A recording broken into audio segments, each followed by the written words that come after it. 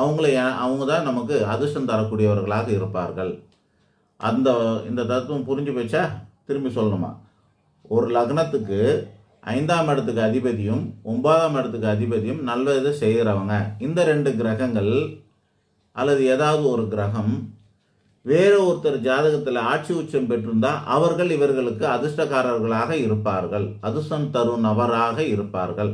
இது புரிஞ்சுக்கிட்டா இப்போ அடுத்தடுத்து அந்தந்த கிரகம் எதுன்னு எல்லா லக்னத்துக்கும் சொல்லிடுறேன்.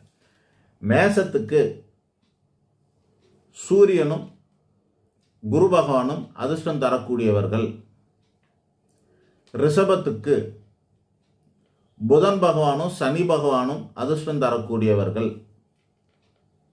மிதுன லக்னத்திற்கு சுக்கிர பகவானும் சனி பகவானும் அதிர்ஷ்டம் தரக்கூடியவர்கள்.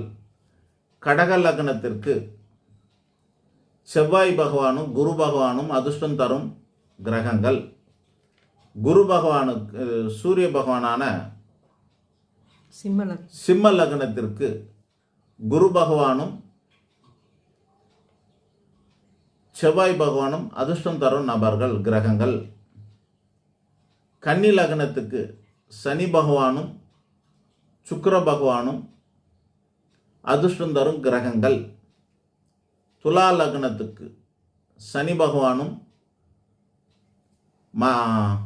புதன் பகவானும் அதிர்ஷ்டம் தரும் கிரகங்கள்.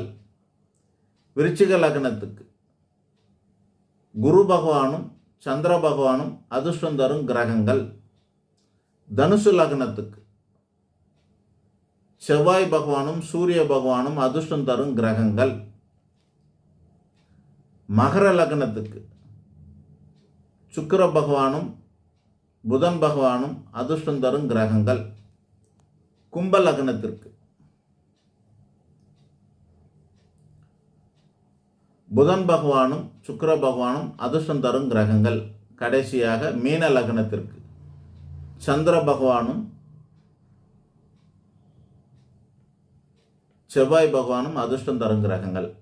நாம் சொன்ன இந்த 2 கிரகங்கள் யாரோட ஜாதகத்தில், நம்ம ஜாதகத்தில் இல்லை, நமக்கு வேற ஒரு ஜாதகத்தில், யார் ஜாதகத்தில் அந்த கிரகங்கள் ஆட்சியாகவோ அல்லது உச்சமாகவோ யோகமாகவோ வலுத்திருக்கிறதோ அந்த கிரகங்களோடு நாம் இணையும் பொழுது நட்பு ரீதியாகவோ உறவு ரீதியாகவோ அல்லது திருமண ரீதியாகவோ இணையும் பட்சத்தில் அல்லது தொழில் ரீதியாக கூட இணையலாம்.